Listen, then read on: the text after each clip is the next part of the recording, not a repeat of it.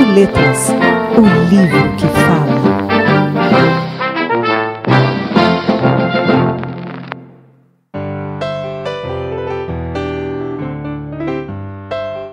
Está no ar mais um episódio da Rádio Letras, um projeto do Laboratório de Imagem e Som do Instituto de Letras da Universidade Federal Fluminense. Este projeto tem apoio da FAPERJ.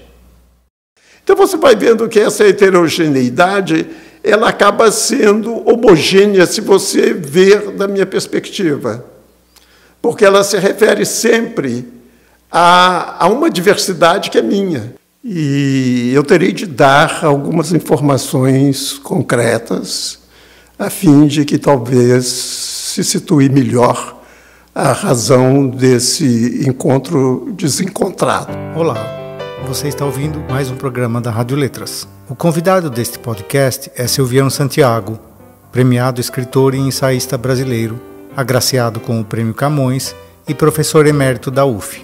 Este podcast se divide em 2 episódios e consiste de uma entrevista realizada com Silviano em junho de 2025. Neste primeiro episódio, Silviano fala de sua formação e de suas primeiras atividades como crítico, escritor e professor, abordando especialmente obras como Em Liberdade e Uma Literatura nos Trópicos, além de falar da sua relação com a literatura hispano-americana. É tão difícil resumir a vida de Silviano quanto a obra de Santiago. De um lado, como escritor, ele pertence tanto à linha de ficcionistas inventivos como Machado de Assis, de quem é um aficionado especialista, quanto à estirpe de autores polimorfos, como Mário de Andrade, produzindo crítica literária, crítica cultural, poesia e ficção com a mesma maestria.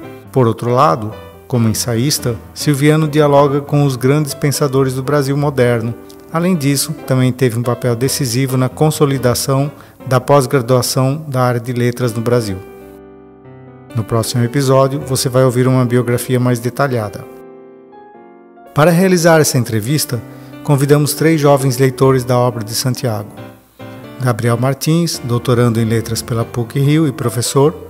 Luísa de Almeida, doutoranda em estudos de literatura na UF e professora. E Diana Klinger, professora de teoria da literatura na UF e pesquisadora do CNPq.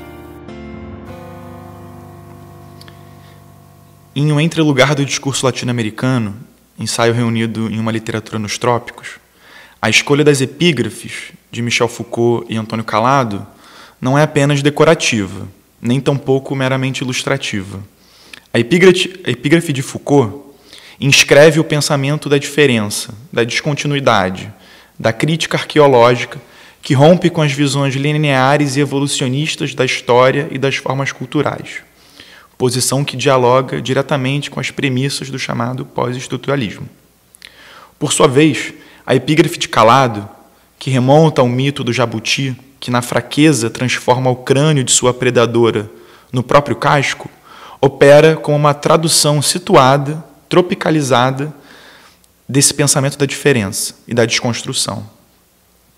O que em Foucault aparece como deslocamento epistemológico, em Calado ganha corpo como fabulação ameríndia, como uma pedagogia da astúcia, da transformação da vulnerabilidade em potência. Quando reunidas na abertura desse ensaio, essas 2 epígrafes não apenas anunciam um encontro entre o pensamento teórico francês e os problemas da cultura latino-americana, mas também dramatizam a própria condição do intelectual periférico, que se vê compelido a fazer a leitura do outro, do cânone europeu. Um exercício de antropofagia, de enxertia, de bricolagem. Essa operação não apenas traduz o pós-estruturalismo para a literatura brasileira, mas também reescreve essa literatura no circuito global dos saberes, não como objeto exótico, mas como produtora ativa de pensamento. Bom, olhando em perspectiva, Silviano, o senhor diria que esse gesto de unir pós-estruturalismo francês e as questões da literatura brasileira, ele antecipou ao que a gente chama hoje de pensamento pós-colonial? Em que circunstância esse encontro aconteceu entre pensamento francês e literatura brasileira? E eu terei de dar algumas informações concretas a fim de que talvez se situe melhor a razão desse encontro desencontrado, né? que é parte exatamente da noção de entre-lugar.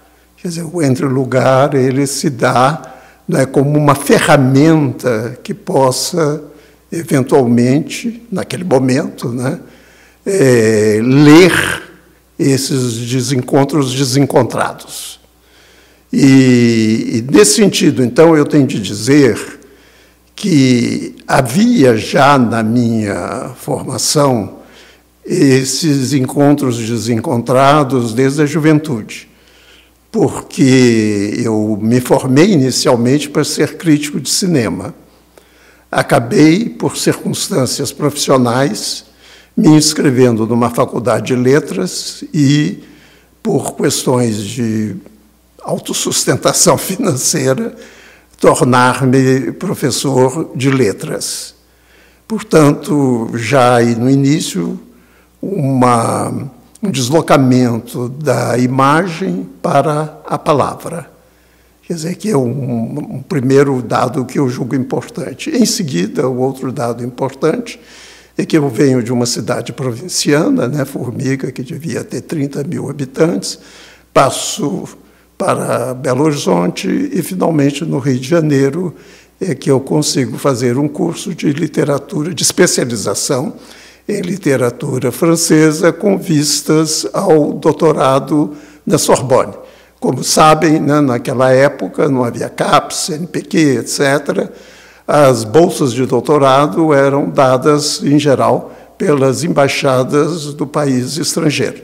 Então, eu fazia parte disso ao mesmo tempo, quer dizer, da província a Paris, que é outro desencontro desencontrado, e mais desencontrado ficou porque em Paris, em virtude de ser uma bolsa de baixo valor, eu soube da possibilidade de fazer concurso numa universidade norte-americana, e eu fiz concurso, passei no concurso na Universidade do Novo México, em Albuquerque, e fui morar nos Estados Unidos e escrever a tese de literatura, sobre literatura francesa, André Gide, né, a gênese dos moedeiros falsos, nos Estados Unidos, ao mesmo tempo em que eu comecei a ensinar literatura luso-brasileira.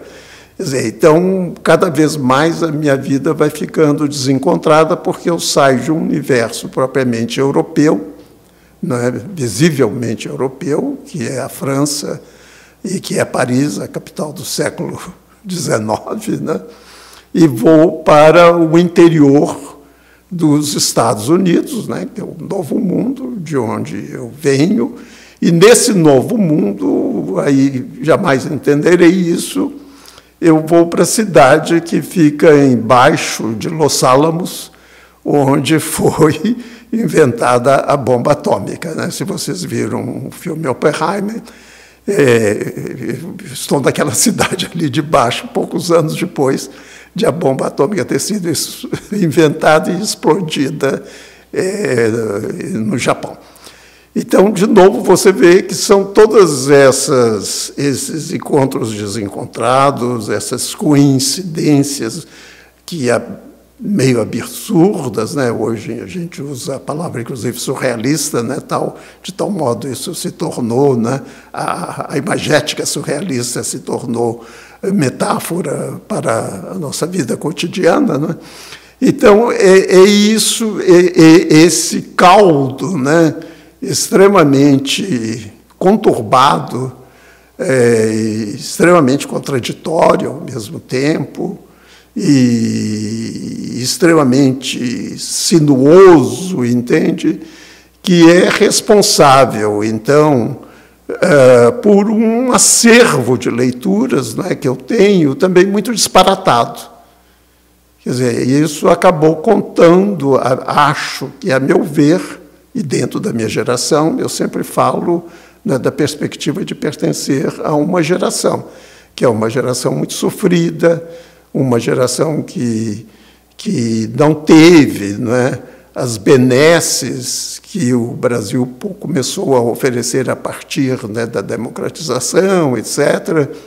É uma geração de indivíduos que tinham de ter uma certa têmpera, uma certa ousadia e uma certa coragem para poder constituir uma carreira que tivesse o mínimo de solidez, né?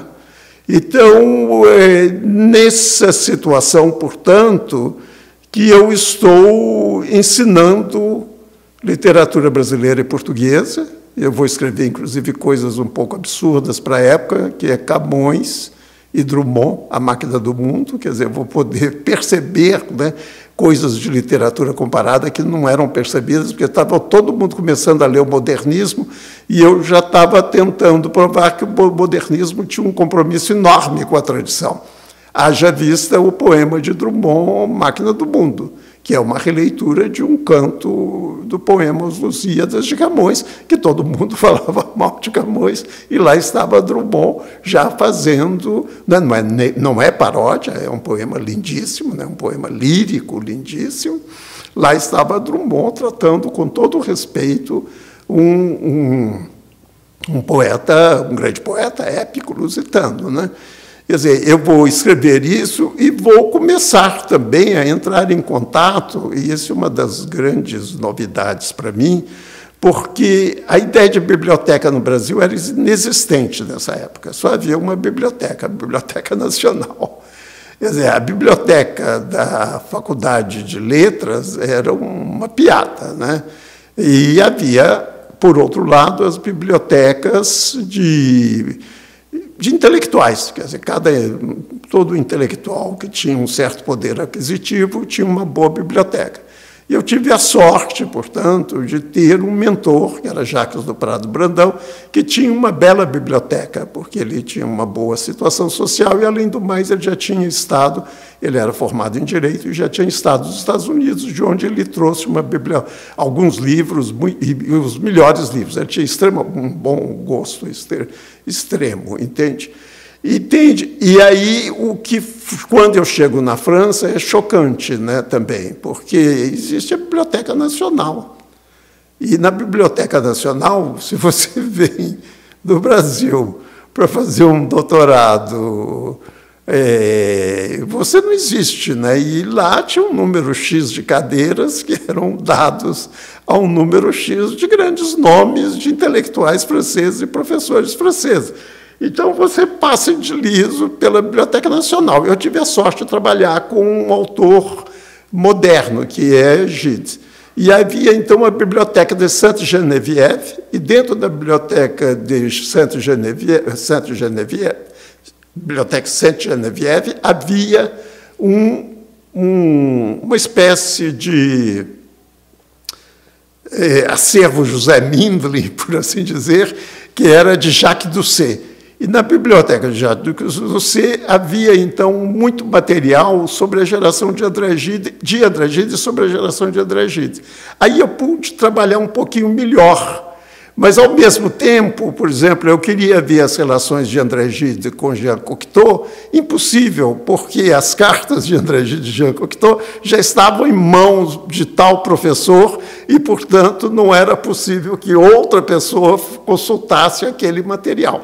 Quer dizer, você vê, então, que todas as limitações, eu digo isso para que saibam, né, que tipo de geração é a nossa, né? Todas essas limitações me obrigam, inclusive, o que eu acho muito bom, a ter uma metodologia de trabalho para a gênese que não comportaria essas implicações. Eu veria apenas, em Le Fomnayer, uma evolução de formas primárias da própria escrita de André Gide. Porque, naquela época, se fazia a gênese a partir do fato de que aquele romance, ou aquele livro de poemas, ou o que seja, tinha relações estreitas com a realidade, que Passavant, por exemplo, é Jean Cocteau, que Struwwelpeter é Tzahar, etc., etc., etc., etc. Isso eu não poderia fazer, porque eu não teria acesso a esse material. Entende? Esse material estava lá, Jacques Doucet, e já tinha os seus devidos proprietários. Então, eu vou para os Estados Unidos e aí eu me deparo com a biblioteca extremamente democrática norte-americana. Quer dizer, no próprio Albuquerque tinha uma biblioteca de 9 andares. Aí eu me divirto bastante, porque eu passo de literatura para história, passo de história para geografia, e vou lendo coisas assim, bem loucas. E de repente, né, eu termino minha tese. E, ao mesmo tempo, escrevendo minha tese. Eu volto a escrever minha tese, mas só vou defendê-la em 67, 68. Eu peço licença sem investimentos na Universidade Norte-Americana, porque eu não sou nem mais brasileiro, nem norte-americano naquela época. Eu tenho um green card, né? E vou para passar um ano em Paris e faço minha tese. E, nesse momento, eu deparo com a grande novidade parisiense de 67, que é o estruturalismo bem assentado e o surgimento do pós-estruturalismo a partir, não é, de Michel Foucault e, sobretudo, no meu caso, que me interessava, Derrida. Que me interessava por quê? Por uma razão muito simples, porque ele tinha os artigos sobre Lévi-Strauss.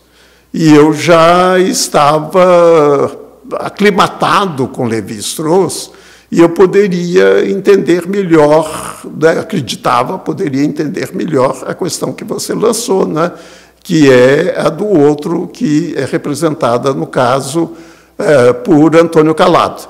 Quer dizer, então, a presença de Antônio Calado naquele artigo tem muito a ver com o fato de Jacques Derrida ter feito críticas bastante importantes, a meu ver, né, sobre os estudos, né, de Lévi-Strauss sobre o indígena.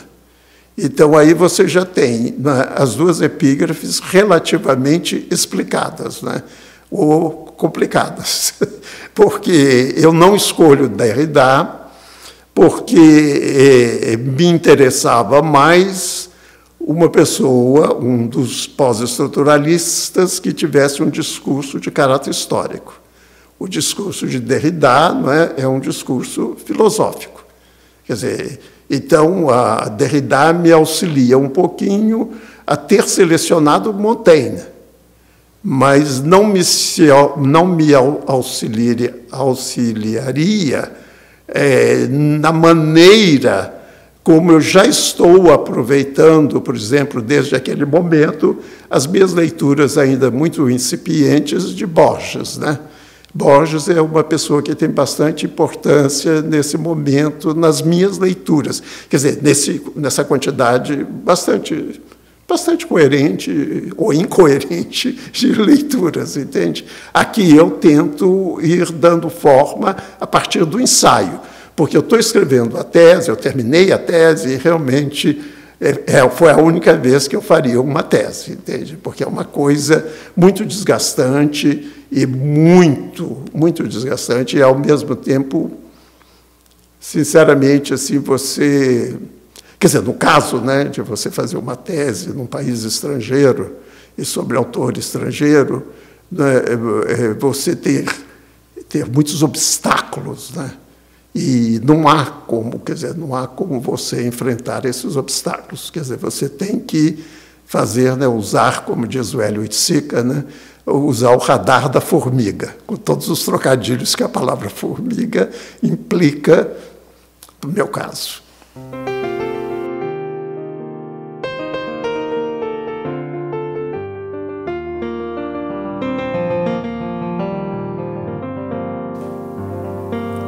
Bom conselho. A ausência de pergunta em um determinado e específico momento da realidade cultural de um país pode assinalar muitas coisas, mas principalmente pouco caso teórico especulativo. Tal desinteresse passa a ser a característica dominante de um período em que ou bem não se pode ou bem não se quer manter abertamente um discurso crítico sobre ou em torno de problemas julgados importantes pelo faro canino da inteligência.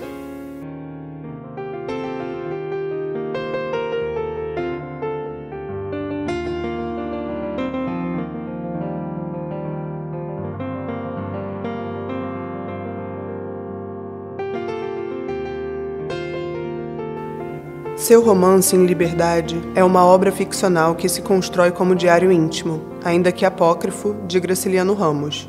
Na narrativa, acompanhamos o período logo após sua saída do cárcere, quando o autor, em primeira pessoa, reflete sobre temas como a liberdade e o autoritarismo.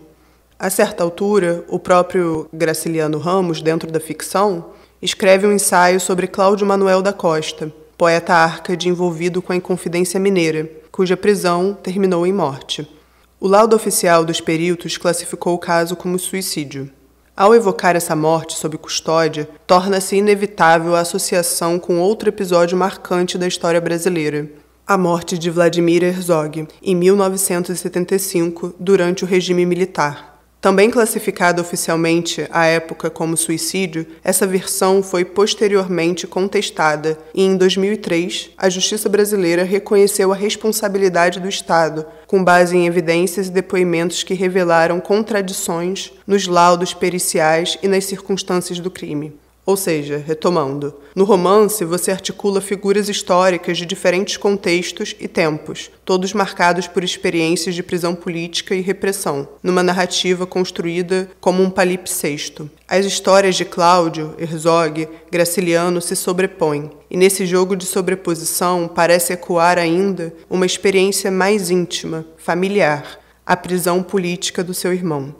Como essa vivência pessoal, marcada pela prisão de um ente próximo, querido, influenciou a concepção e a forma final de Em Liberdade. Esse dado biográfico teve um papel na decisão de estruturar o romance como esse palimpsesto de vozes e tempos? Eu acho que eu nunca respondi a esse tipo de pergunta, que é uma pergunta extremamente delicada, não é? Porque eu tenho de trazer um relacionamento preciso, né? Nós somos 11 irmãos, e dentre os 11, porque um foi selecionado, entende? Quer dizer, mas a pergunta faz sentido, e talvez eu deva respondê-la, entende? Porque ela pode esclarecer problemas que eu mal toquei até o dia de hoje. Quer dizer, não há dúvida que, do ponto de vista disso que se chama participação política, esse meu irmão foi aquele que foi mais profundamente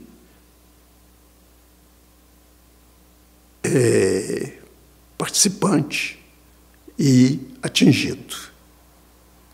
Quer dizer, ele fazia parte, né, do Partido Comunista Brasileiro. Se não me engano, ele chegou a ser secretário em Minas Gerais. Ele teve um papel fundamental durante o governo populista de João Goulart. E, em seguida, não é, ele entra num processo de clandestinidade, obviamente, não tão óbvia, né? Quer dizer, ele consegue passar o período inicial da repressão bastante bem, mas até chega um determinado momento, que é o momento em que o Partido Comunista começa a ser perseguido, né? Que é o momento em que o Herzog vai, inclusive, ser preso, né? E acaba sendo suicidado nos porões do DOI-CODE. Ele também é preso, juntamente com outros mineiros em Minas Gerais. Ele é preso e ele é torturado. E, obviamente, a vida dele e da família dele sofre bastante, não é? A partir de então, ele tem uma vida muito difícil, né? Uma vida muito difícil de ser recomposta. Eu acho que isso é muito forte, sobretudo, eu tenho uma certa sensibilidade, claro, e isso é muito forte e, ao mesmo tempo, é quase impossível. Eu me lembro que eu tinha um amigo nessa época em que ele foi preso, Alonso, e eu peguei o meu Fusca e fui até Belo Horizonte para poder começar a espalhar notícias que eram verdadeiras que era muito perigoso ele ficar na prisão, porque ele tinha tido tentativas de suicídio antes, entende? Mas aí me desencorajaram a fazer isso, porque a minha família tinha uma grande firma de comércio, e isso seria algo extremamente complicado naquele momento. Então, minha viagem foi quase que inútil e me deixou, ao mesmo tempo, muito, quase desesperado, né, por saber que as coisas, mesmo que você tenha certa importância, né, a sua palavra, a sua ação não tem nenhum significado, né? E daí a ideia de escrever exatamente sobre isso, que não tem a ver comigo, mas tem muito a ver comigo e faz parte, né, de um aprendizado meu também, né? Talvez um pouco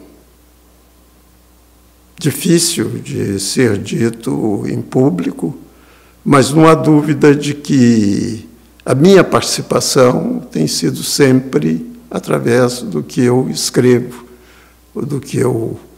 da minha prática de professor e das minhas atividades. Naquela época, eu assinei alguns documentos, etc., mas nunca cheguei a participar de um partido político propriamente dito, né, e ter uma atividade propriamente política.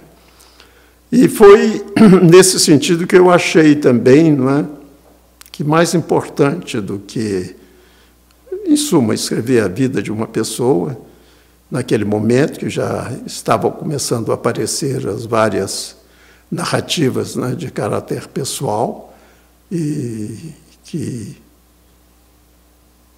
eram necessárias e continuam a ser necessárias, não é? Eu achei que era importante dar uma dimensão maior a esse fato dentro da própria história nacional, entende? Daí você usar a palavra palimpsesto, não é?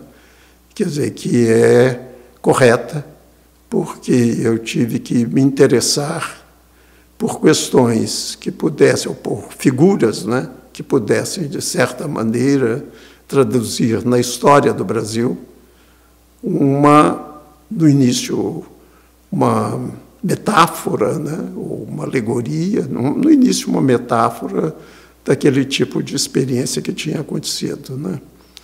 O Herzog não fazia sentido, né, porque era daquele mesmo instante e eu não tinha informação suficiente, eu nunca poderia fazer um livro, e, além do mais, era uma pessoa contemporânea, é sempre complicado, né, falar sobre uma pessoa contemporânea. Então, foi aí que eu comecei a escrever um diário eu tinha uma leitura, não é? Uma leitura bastante, que até hoje não se sabe se ela é verdadeira ou não, mas ela está numa primeira versão da Devassa, não é?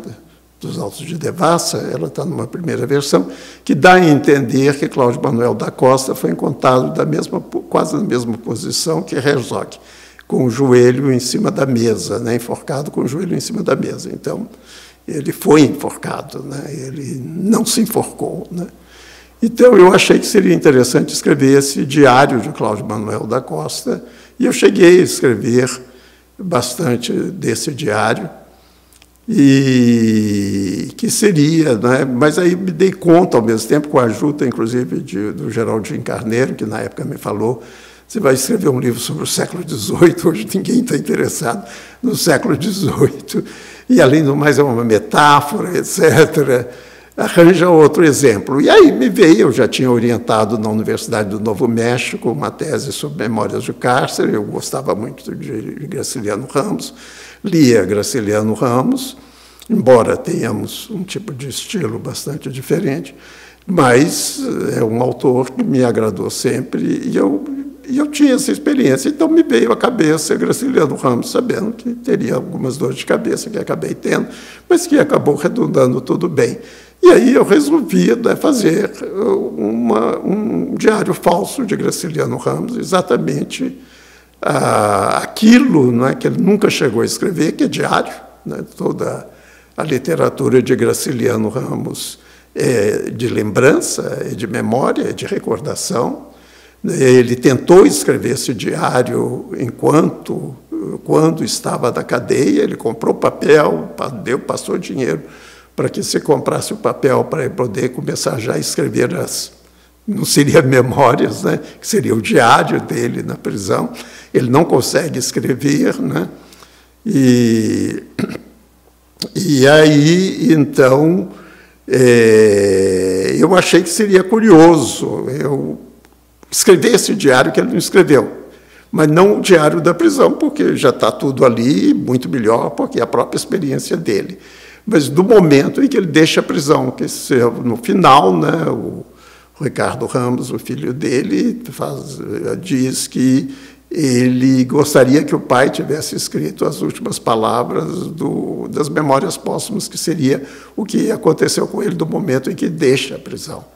E aí, a partir, em liberdade, do momento em que ele deixa a prisão, né, e aquilo tudo é muito pesquisado, é muito trabalhado, mas, é claro, eu não posso dizer que é autoral dele, né, quer dizer, mas não é, quer dizer, a invenção é a invenção de uma imaginação que, mesmo quando está escrevendo as próprias memórias, ela também está imaginando, entende?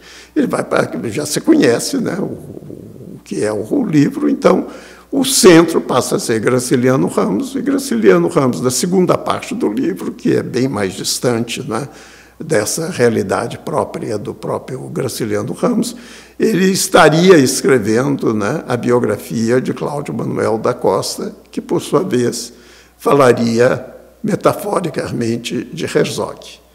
Quer dizer, então, você pode ver que eu tive de realmente trabalhar cuidadosamente, em primeiro lugar, o estilo de Graciliano Ramos. Eu fiquei 6 meses repetindo o estilo de Graciliano Ramos, né, até chegar a um ponto, né, que eu julgava que passaria como verdadeiro, né. E tem, inclusive, uma coisa que é bastante curiosa. Hoje eu estou fazendo umas declarações que eu nunca faço, que tem 5 frases no Em Liberdade que são de Graciliano Ramos. E eu usava essas frases para, assim, meio como teste, para ver se elas funcionavam. E o gozado é que o Wilson Martins, que faz uma crítica muito violenta do Em Liberdade, ele vai dizer que Graciliano Ramos nunca teria escrito isto, que ao traduzir São Bernardo para o brasileiro. É uma frase que está lá no meu livro e que está numa carta dele para a Heloísa. Entendi que eu falei, essa frase é tipicamente não graciliânica. Vamos ver se ela funciona dentro desse texto que não é de Graciliano. Então, esses exercícios eu fui fazendo enquanto eu estava escrevendo para ver se realmente... Agora, na segunda parte, não. A segunda parte ela é bem mais livre, mas na primeira parte é realmente um pastiche, né, de Graciliano Ramos, no sentido em que é usado por outros escritores e até por Machado de Assis, né. Então, esse o que eu poderia dizer como primeira resposta. A segunda resposta seria isso, que é um trabalho que me custou leitura extremamente cuidadosa. Em primeiro lugar, que eu sou, no fundo, eu nasci para ser especialista em literatura francesa. Acabei ensinando literatura brasileira e portuguesa, então é uma literatura que eu achava que, naquele momento, por exemplo, eu dominava mais a literatura francesa do que a literatura brasileira, entende? Então, e se por acaso eu sabia, quer dizer, eu tinha percebido esse detalhe nos Autos de Devassa, porque eu sou mineiro, me interessei pela questão da Inconfidência Mineira, etc., mas aí eu tive que fazer uma releitura dessas coisas para ter absoluta certeza de que eu estava trabalhando com coisa segura, para não falar depois na própria leitura da obra de Cláudio Manuel da Costa, para poder, de certa maneira, incorporar os versos dele e tal dentro desse estilo graciliânico, né? E agora, alguns detalhes que eu não sei se vocês sabem, por exemplo, que o discurso que a autoridade faz à beira do túmulo do Cláudio Manuel da Costa é o discurso que o Arnes faz à beira do túmulo do Herzog. E aí eu continuo fazendo essas coisas de tal maneira que a alusão a Herzog ela não é nominal, porque ela não poderia ser nominal nesse conjunto, entende? Porque a década de 70 está fora. Quer dizer, o livro é alegórico da relação entre o intelectual e o Estado no Brasil. Então, estaria fora. Então, teria que ter pistas, não é? De que teria pistas no sonho, num determinado sonho, e está, sobretudo, nas palavras do Arnes, à beira do túmulo do Herzog. Então, você vê que a quantidade de trabalho que isso dá, e você depois tentar fazer disso um texto, né, que tenha a sua própria vida, né? Quer dizer, o que facilita muito é porque eu desisti cedo de fazer biografia. É aí que eu constituo, né, isso que posteriormente eu vou chamando de grafia de vida. E eu tenho uma poética da grafia de vida, porque esse mesmo tipo de processo será usado com Antonin Artaud, o livro de Antonin Artaud, A Viagem ao México, e será usado ainda no Machado, né? Sempre escolhendo um período relativamente curto, né? Mas dentro desse período relativamente curto, você trabalhar um corpo, né? No primeiro caso é um corpo político, no segundo caso, quer dizer, são todos políticos, né? Mas com incidência maior na atividade política, com incidência maior, né? Em drogas, né? No caso de Antonin Artaud, né?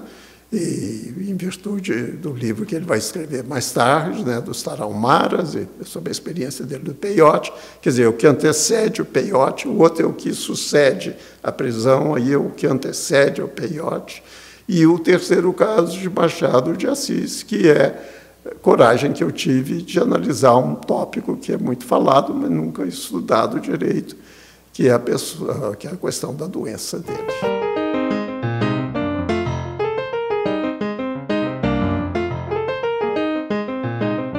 Eu, como professora da UF, há muitos anos também lidero um grupo de pesquisa junto com a professora Célia Pedrosa, chamado Pensamento Teórico Crítico sobre o Contemporâneo, que inclui vários pesquisadores novos, recém-doutores, pós-doutores, e para todos nós, para todas essas gerações, inclusive essas novas gerações, o seu trabalho tem sido muito importante, muito discutido para pensar o contemporâneo.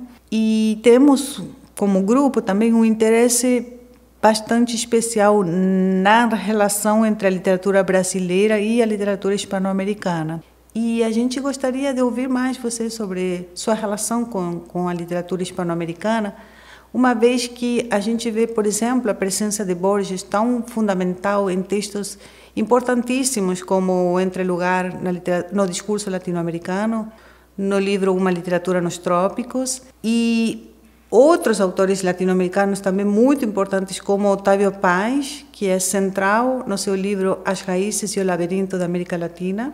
Então, você poderia falar um pouco mais sobre essa sua relação com a América Hispânica? Como esses autores incidiram no seu pensamento, na sua prática docente? Eu tenho falado muito pouco sobre isso, é até bom que eu fale, porque é curioso. A minha formação hispano-americana ela é espanhola, porque eu tive um excelente professor de literatura hispano-americana, espanhola. quer dizer, da Espanha, né? Nos Estados Unidos dizem continental, né?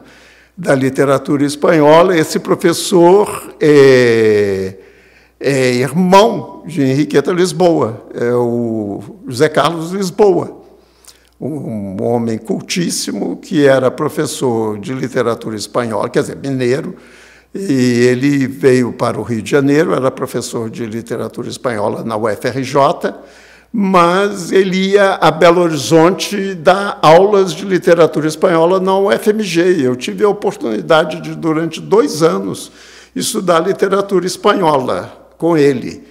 E eu fiquei tão fascinado, eu tive 3 grandes professores, ele foi um dos 3 grandes professores que eu tive. Eu fiquei tão fascinado com as aulas dele, que eu acabei aprendendo espanhol, entende? Que era dado, ele não dava a língua espanhola, que era exatamente nas aulas que ele não dava, tinha ponhamos um monitor ou o que seja, que dava as aulas em espanhol. E que eu aprendi com todos os... Eu falava espanhol de maneira espanhola, inclusive, e portanto, li muito de literatura espanhola, porque ele tinha um método de ensinar literatura que era maravilhoso. Ele começava pelo mais moderno e ia até o mais antigo. Na primeira aula, em 1957, ele dá um poema de Federico García Lorca, Verde que te quiero verde, el barco sobre la mar e el caballo en la montanha, e assim vai, um poema que eu memorizei na época, entende? Porque eu estava vindo do cinema, que era aquela coisa ultramoderna, não é? Atualíssima, estava entrando em literatura e, obviamente, literatura em brasileira começava com o romantismo. Quer dizer, era uma chatice infinita para mim, né? E em francesa eles obedeciam os séculos, né? Quer dizer, que eram muito bons, mas obedeciam os séculos. Eu estava lá na Idade Média, Renascença, século XVI, e ele começava com Lorca, né? Que era o que me interessava, no fundo, né? Que era poder ler bem a literatura brasileira. E ele traduziu, inclusive, o Romanceiro Ritano em português, e ele fazia uma interpretação lindíssima, lindíssima, e aí lá fui eu, entrei pesado na literatura espanhola, e acabei fazendo meu primeiro trabalho sobre Antônio Machado, porque eu já estava lendo Fernando Pessoa, e Antônio Machado tem também heterônimos, e eu comecei fazendo, então, o meu trabalho sobre isso, sobre Antônio Machado e Fernando Pessoa. Ele adorou, me deu 10 e tudo, ficamos bons amigos, etc. E, além do mais, eu tinha boa relação com a família Lisboa. Eu era muito amigo da sobrinha da Henriqueta Lisboa, etc. E aí, então, tudo funcionou maravilhosamente. Então, o mundo hispano-americano é espanhol, primeiro.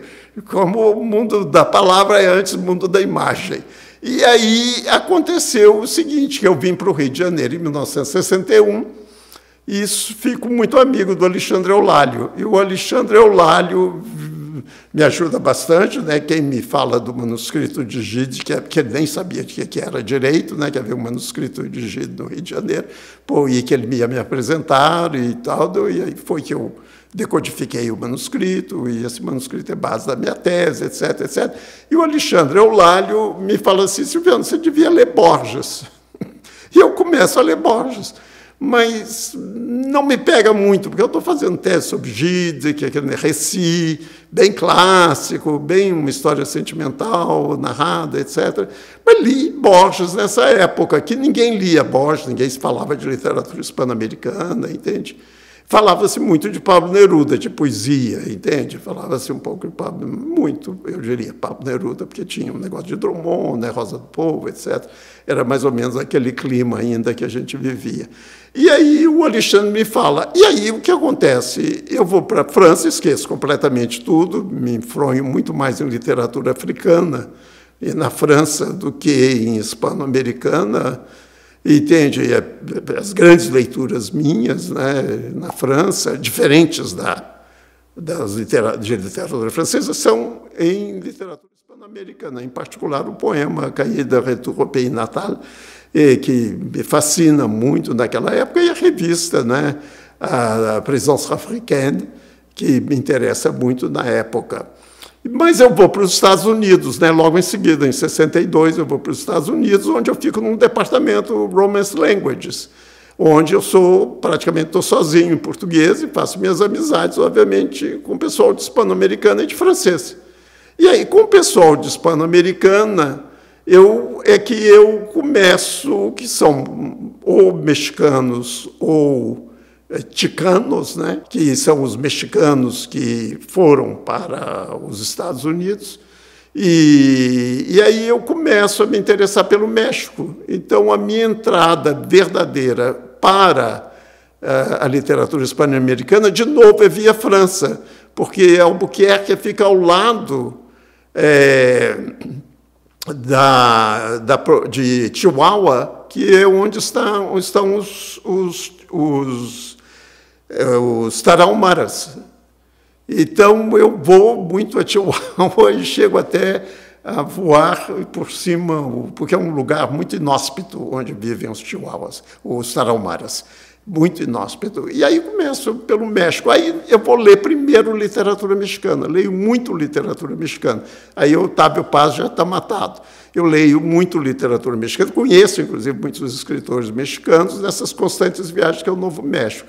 Eu vou para Rutgers, onde conheço o Luiz Mário Schneider, que é casado com Margot Glantz. E o Luiz Mário, através do Luiz Mário, ele começa a me passar, então, ele é argentino de nascimento, começa a me passar os livros de Borges, de Cortázar, etc. É aí é nesse momento, portanto, em Rutgers, 64, que entra Borges e entra Cortázar, entende? Eu começo a ler e depois continuo a ler e me fascina. Portanto, a minha imaginação crítica autor de Madame Bovary, parte de 1964, quando eu li Ficciones.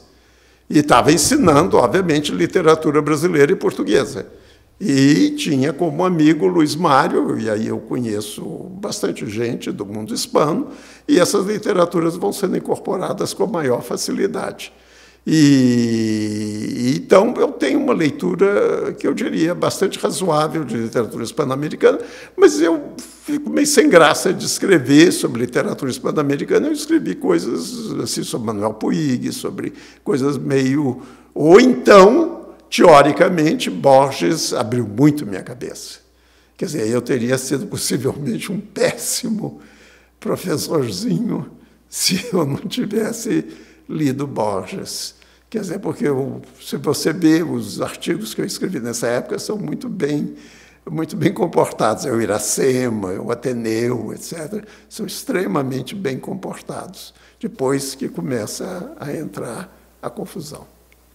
Não sinto o meu corpo. Não quero senti-lo por enquanto. Só permito a mim existir hoje enquanto consistência de palavras. Estas combinam-se certas frases que expressam pensamentos meus, oriundos da memória afetiva e criados pelo acaso. Combinam-se em outras frases que são respostas a perguntas que me fazem desde que saí ontem da cadeia. Em mais outras frases que traduzem as minhas opiniões sobre isso ou aquilo que leio nos jornais e nas revistas, devorados com avidez. Ainda não tive a coragem de ver o corpo de onde saem essas frases, a coragem de ver-me em corpo inteiro, refletido no espelho que está por detrás da porta do guarda-roupa. Sei por isso que só o meu rosto existe. Vi-o ontem, à noite, antes de deitar-me, e hoje, pela manhã, quando escovava os dentes, raspava a cara e penteava os cabelos. Tentei deixar baixa a imagem no espelho. Na hora da navalha, não foi mais possível. Podia ferir-me. Acendi a luz. Aceito a intimidade no banheiro, mas não a acato ainda no quarto de dormir. Aqui acaba este episódio. Ouça a continuação no episódio número 2. Você ouviu um programa da Rádio Letras, um projeto do Laboratório de Imagem e Som do Instituto de Letras da Universidade Federal Fluminense, com apoio da FAPERJ. A direção de programa e edição é de Adalberto Miller. A assistência de edição é de Raquel Alcântara Teixeira, bolsista de iniciação científica da FAPERJ. A locução adicional e assistência de produção é de Matheus Marques.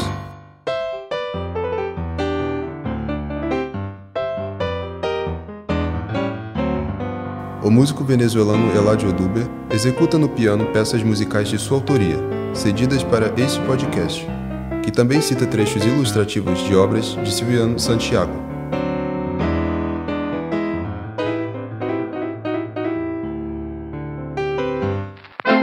Rádio Letras, o livro que fala.